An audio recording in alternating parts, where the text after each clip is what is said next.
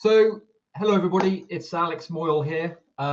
This is the first business development culture show. And hello everybody. Hello everybody, it's Alex Moyle here. This is the first business development culture show. And hello everybody. Hello everybody, it's Alex Moyle here. This is the first business development culture show. Hello everybody. Hello everybody.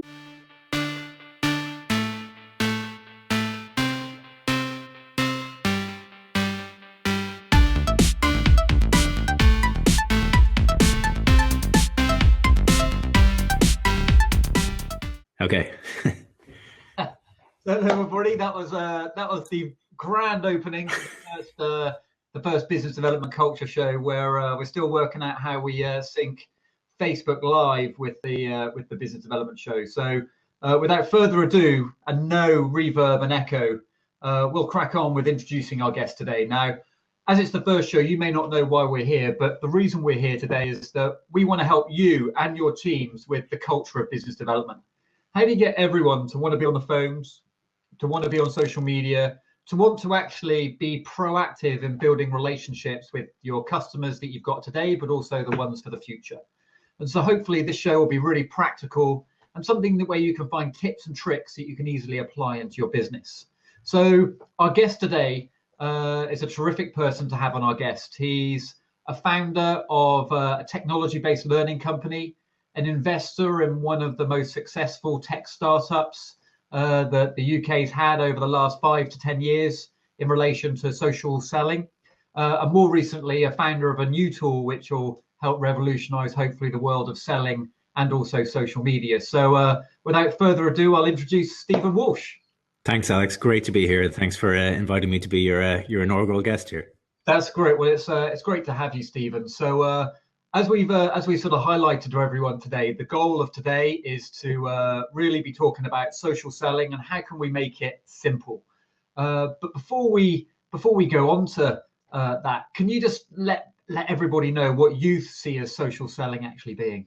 Yeah, I absolutely can, and I've ran sales and marketing teams for years now, and for as long as I can remember, I've been in sales. I think everyone's in sales, whether they know it or not. And I think this is one of the main shifts I've seen in selling over the past several years, is this whole act of using social media, social channels to engage prospects. And these things can kind of get bogged down in formal definitions. But one that I've read that I like is this idea of leveraging your social network to find prospects, build trusted relationships, and achieve your sales goals. So social selling, in very simple terms, is using social media to build, nurture prospects, and ultimately convert them. And why is it you think everyone's so excited about social selling? Because it seems to be the new panacea. Yeah, I mean, I think it's probably following a trend that we all follow in the world, which is we find things out on social media. Unless you're incredibly lucky as a salesperson, people aren't calling you up saying, I'd like to buy something from you. They're finding out about you on social. Forrester wrote a report a couple of years ago saying 90% of buying decisions start online. And by the time someone actually contacts you, if they do contact you, they've read somewhere between 5 and 8 pieces of content that you've written or shared. So your prospects are looking to find you on social. They're stalking you. They're seeking you out. They're looking for what you have to say, how you're different and how you're interesting. So it's a major influence on nurturing a pipeline and converting people. So, that's why I think if you're serious about selling, you've got to be there. You've got to be on those channels, because that's where your prospects are hanging out. Okay, well, I think in a minute we'll look at some of those things. And I think were you talking about that report there? It reminds me of a guy called Dave Hazelhurst, who does a lot of speaking around talent acquisition, but comes from a marketing perspective. And he spoke about the Google's sort of 0 moment of trust. And it was research they did in sort of 2014, which was aligned with how the buying journey has changed. From where the first moment of trust was often when you went into the store, where now at the moment of need, you've got what they call the 0 moment of trust, is where you go out to your social network, you go out to their website, you go out to maybe some of the content that you can read on them. So even by the time people have been in the store, say if you're buying a car, you probably know more about that car than the guy in the showroom. Yeah. What's interesting is that was talking about product purchasing and the buying process, and it's interesting how only in 3 years that now is transitioning to sort of more service-based Absolutely. as well.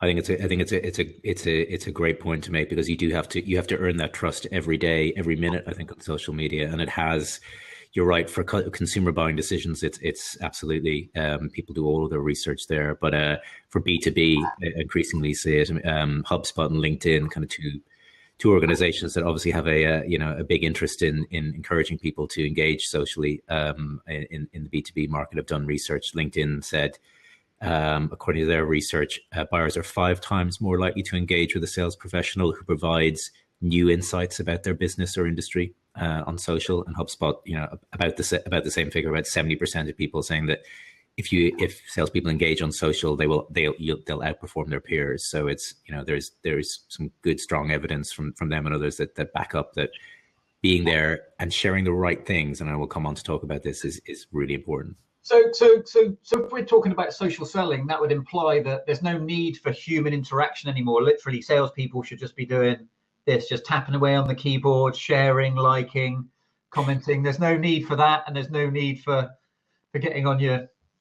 That's right. Yeah, we're all just robots now. We can forget about speaking to real people. No, yeah. So, of course, all sales, I think, ultimately are about relationships, and speaking to people, picking up the phone, going to see them. In my experience, there's no replacement for that. But there are things that you can do to make that, to build that trust before you get to see somebody, before you get to take a call from them. Because I'm sure you receive emails like I do every day, people saying, I'd love to call you and talk to you about, my product or service, probably worded in a slightly more deft way than that, but that's really what the question is. And, you never answer them because, well, why would I? Why would I give you 15 minutes of my time when I don't know who you are, what you're about, whether you can help me or not? So I'm very cold to those things. And I think that's why cold calling has seen, such a decline as a tool. But, qualified calls, absolutely. And to me, that's about build a relationship with someone, share things with them online, share a link that you find useful, a report that you think they might be interested in, talks about them or their competitors or their industry. And over time, as you earn that trust with multiple interactions like that, then I think you earn the right to say, why don't we spend a little bit of time talking about this? And that's, to me, that's not cold. That's qualified through the... What you're saying is social media is almost the pre-call. It's sort of opening the door, so when they speak to you, they know who you are and they know who your firm is. Yeah, you've built some credibility. You've earned at least enough trust for people to say yes. Let's have a conversation. And that's what people use social media to do. I think they're constantly assessing you, and they're assessing you and your competitors and the rest of the market, saying who's actually interesting. And SAP used this phrase. They realize that they've got to get away from selling their product to helping their buyers. And, that sounds like, kind of double speak in some ways, but I get where they're coming from. It's about just shifting that mentality from saying every time we're out on social media, we've got to be banging our drum and saying, look at us, look at what the great stuff we're doing. Of course, you have to do an element of that, and everybody does that, and that's fine. But I think that shift to saying, knowing and supporting your buyers or your prospects, even if it doesn't convert tomorrow, which it won't. It's not like you're going to post one thing and suddenly you're going to be inundated with sales calls. It's someone described as like compound interest. The first day you might not see anything, the next day you might not see anything, but if you keep doing it and you keep building your audience and you're constantly present, it will generate returns. And there's lots of evidence to support that. It's like I know it's I always get accused of this when I was at uni, but I used to go to America every summer and say I sold educational books door to door, and everyone would say I'm a great salesman. And I go, I'm rubbish at selling. I'm absolutely rubbish at selling, but I'm a really good assistant buyer. There you go. I'm just great at helping people buy something to solve a problem, and that's why I always get, when my wife wants to go shopping on her own, I'm actually very cool with it, because it's her versus the salesman. It's when she goes shopping with her best friend, like I know I'm in trouble because she's going with assistant buyers, people she knows and trusts. So it's I get that. So you're talking about social selling being the pre-phone call and about awareness by the time you do pick up the phone. So that's interesting. And so one of the things that we spoke about before this, you spoke about something called seek, sense, share. Explain a little bit more about that, because Because I know that's from a mark. Yeah, just I didn't really know what it was, but I could definitely connect it with what we were doing. Yeah, it's a model that I came across by a guy called Harold Jarkey, and it's always good practice when you're social selling, you're sharing content to acknowledge your sources. So hats off to Harold. I've had the chance to talk to him a few times, and I think it's a great model. You use it in lots of different contexts, for yourself personally, but also I think it's really relevant for social selling. So yeah, it breaks down into three components really. So the first is, let's just go back to that definition. Social selling is about building relationships with prospects on social networks. Well, what fuels those relationships? You're not just going to say, hey, how are you? Would you like to have a conversation? You're just cold calling in a different channel if you do that. So if you're going to engage with people, you've got to be bringing something useful to them. Like you said, you're helping people by sharing, interesting insights, trends, reports that you might have read, or blog posts that you found personally interesting. So it's all about content. Social selling is fueled by good content, and there's this concept which some of your audience will probably have heard of, content curation. So it's this idea of the great content is all out there on the web. What we need to do as social sellers is to pull in that content, seek out the really relevant content that's out there, make some sense of it, and then share it. And I'll break down what that means, but it's really just a way of thinking about content curation, which is, someone used that analogy for me. It's like being a really good DJ. It's like, you've found this really good track that nobody else has heard of, but the people who are going to love this, and you want to share it with them. And you're not saying I made this. It's just I discovered it. I think you would like it. But I think you get a lot of credit, and it builds a lot of credibility for you if you're bringing interesting content to people that they might not have otherwise found. So back to that first point, seeking is all about, where do I find the good stuff, the stuff that my audience, that my prospects in my network or in the sectors that I cover, I know it will resonate with them. So that first act in the model is going out and just finding content, pulling it in from wherever it might be. So that's kind of the first act. I guess the key to that, Stephen, though, is right before you even do that, knowing what your customer is interested in.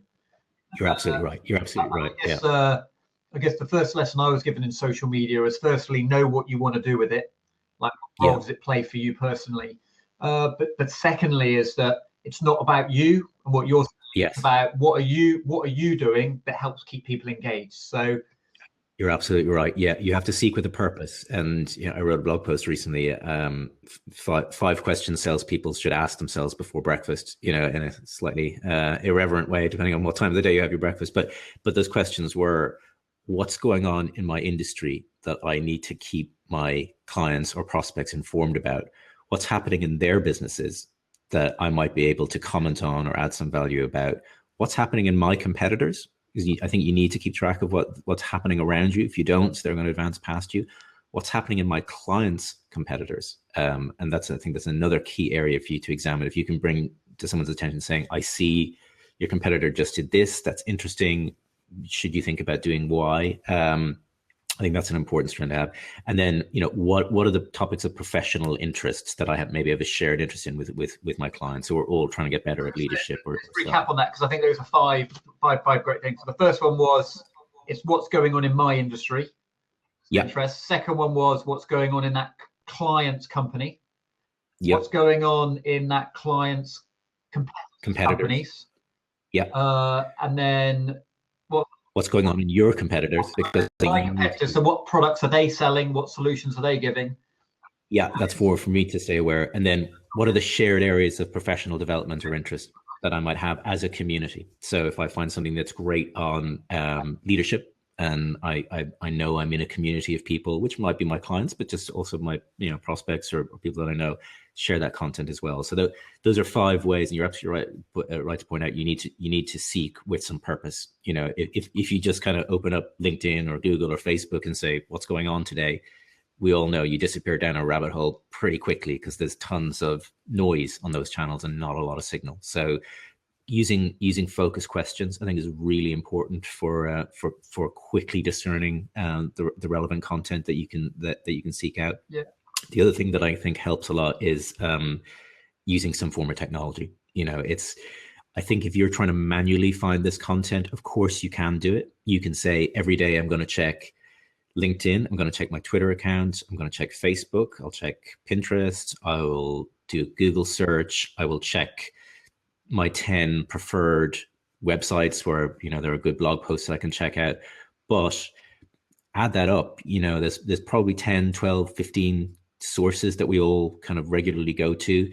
Spend 20 minutes in each one of those just trying to filter through and see what's good today.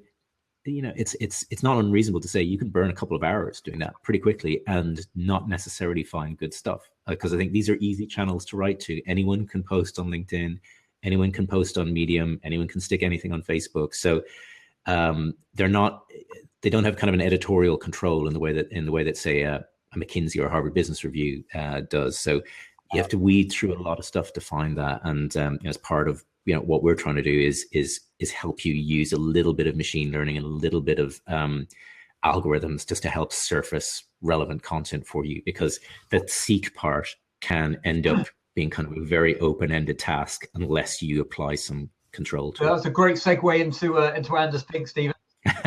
You fell for my bait. Exactly. So Anderspink is a tool that almost does that legwork for you in sourcing content. Is that right? Yeah, that's basically what we try to do with it. So within Anderspink, you can say, I want to seek out content on a particular topic. So say leadership, say for example. So you could say, I want to see articles on leadership from these 20 sources, these 50 people on Twitter, these 25 blog sites that I like, these 3 RSS feeds. So you can basically collect, or we suggest to you, good sources for content. You assemble those into kind of a list that we call a briefing, and then the briefing updates every couple of hours with new content from those sources. So it's in simple terms, it's a way to aggregate content from multiple different sources. So you get kind of a feed on whatever topics you're interested in. That sounds that sounds good. So so moving to the second bit, sense. Like you said, that's the sense before the share. What do you mean by that, or what did Harold mean by that? So sense, I think, is where really humans make a difference. So that whole seeking, you know, using algorithms to help surface content like we do and like other tools do as well, gives you a feed of content, but it's just content at that point. You as an individual then have to read it and say, okay, this article is interesting. This is why it's interesting. It's because it answers one of those 5 questions. This will be relevant to this particular client or prospect because I know they recently shared something about this. So they're obviously thinking on this particular topic at the moment. So you make sense of it through the eyes of your prospects. You know, why do you think this audience on LinkedIn or this community or these particular prospects will find this useful? And I think useful is the key word there. Are you adding some value to it? And then you make sense of it internally first. Obviously, you've got to find some value in it, otherwise you shouldn't be sharing it.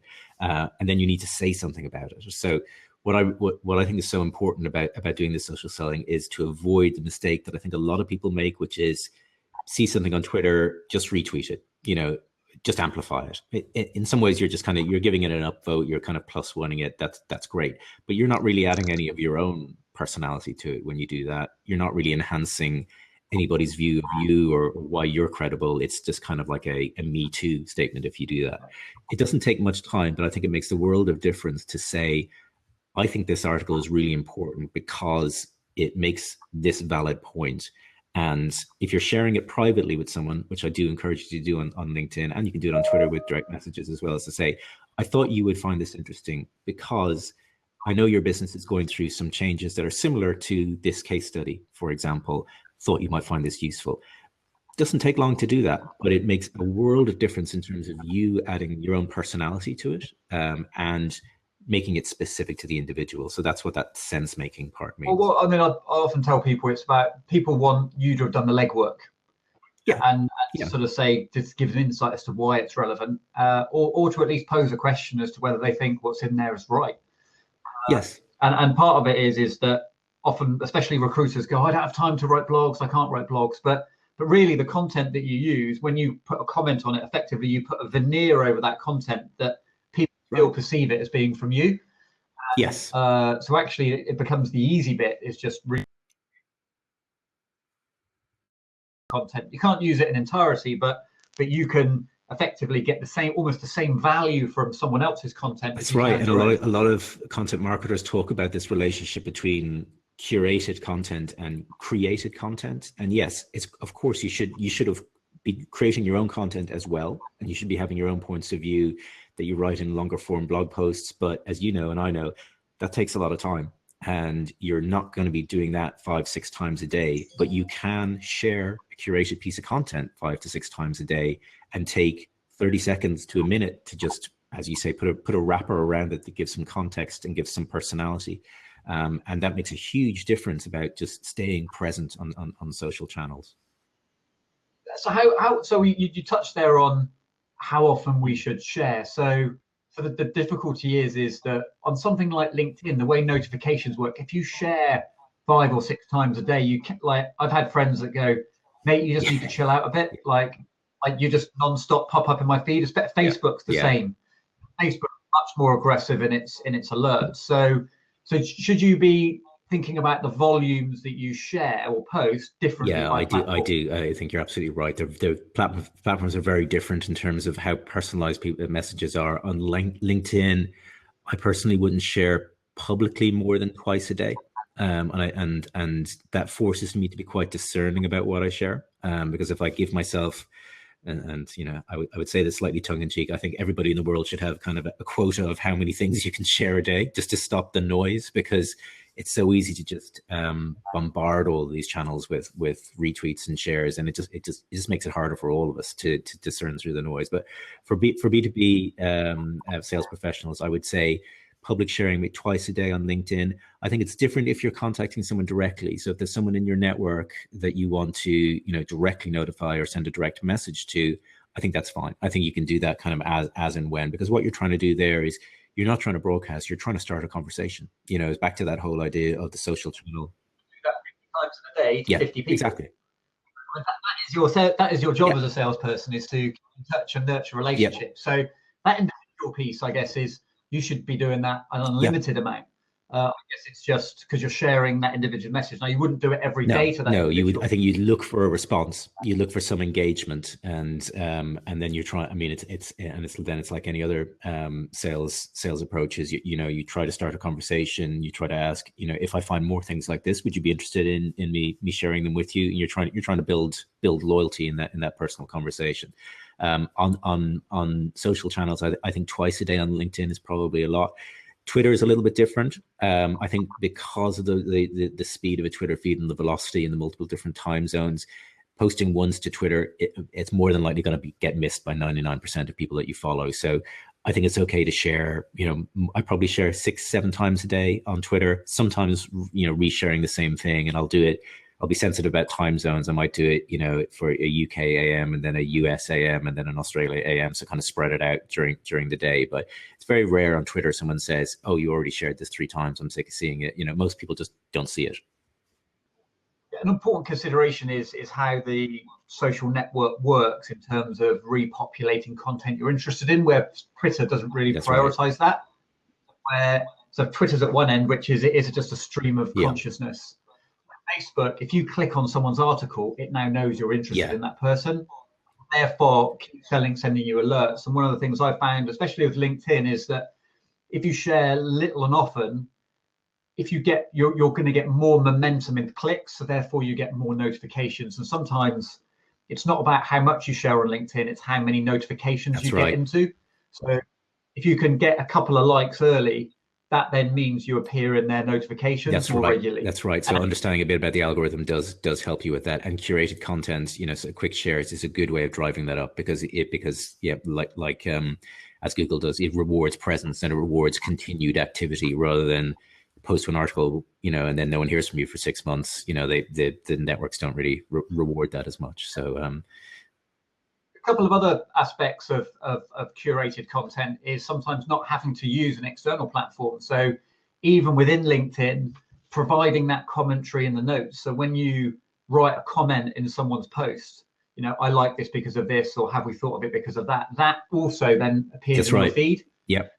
People are it's almost like you're inviting people to join a conversation that you've started with someone else. And so I'm sometimes quite active and thinking, oh, that's quite good. what would I want my followers to see, and then I'll write a comment that encourages them to contribute and stimulates that. And sometimes that can be prospects, so people that I want to be in the attention of. If I know they're recruiting, what I would go is I'd go, have you thought about doing this? Sometimes it will be someone wants some help or advice for training, so I give some free advice. But that then, I've had it a few times where it flips up in my feed, and then people that follow me go, listen to Alex, he's really good. And then you get some third party sort of testimonial in that. Or occasionally I might get something that's not. But it's thinking about the platforms themselves. And they're a great play. And Twitter and LinkedIn and Facebook, I think, are particularly good for asking questions and getting conversation going. And I notice when you post to Facebook, you will often ask a question of the group as well, which is just a great way to check where people are at.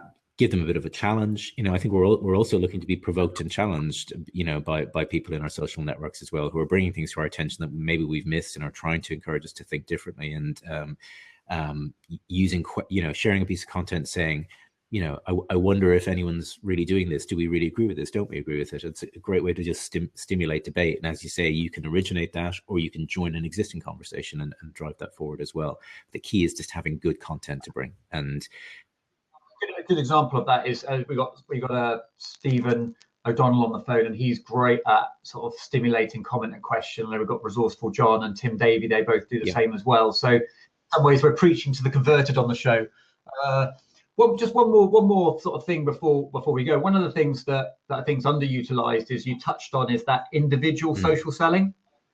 And I think sometimes that we underestimate the power of email. So what's your view on how you can use curated content to improve the effectiveness of your email communication? Yeah, I think there's two parts to that. Because you had said individuals, it just reminds me of something else I think is really important for this is, while you can do all of this as an individual, if you're working in a sales team, I think you need to think about your team social selling efforts and your team curation efforts, because as we're going back to that point about seeking, if we're all looking at slightly different sources and slightly different content, the odds of us finding good stuff are exponentially increased. So I would encourage people to think about this as a team activity. And it's you can collate lists of articles and say, I think this one would be really relevant for you because I know you're covering this sector and this client. It's less relevant for me and my audience, but I just wanted to pass it over to you as well. Is that that whole idea of collective intelligence of us working together to source content. I think it's a really important aspect of it. It's a lonely task if you're doing it on your own, but if you're working with others, I think it makes a huge difference.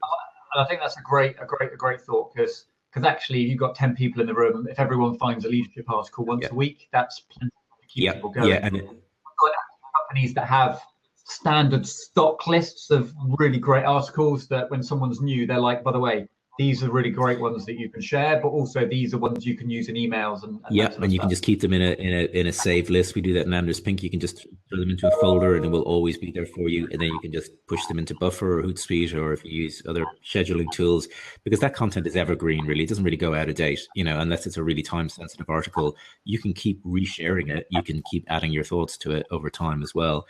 To your question about email, I think it relates to another point, which is all of this curated content can then form the basis for original content that you write as well. Because if you're reading, say one great leadership article a day, that's 30 a month. That's suddenly you've got a lot of insight on what's happening in this industry. You can convert that into something that's more of a roundup. That's saying, here are the 5 best posts of 2017 on this particular subject.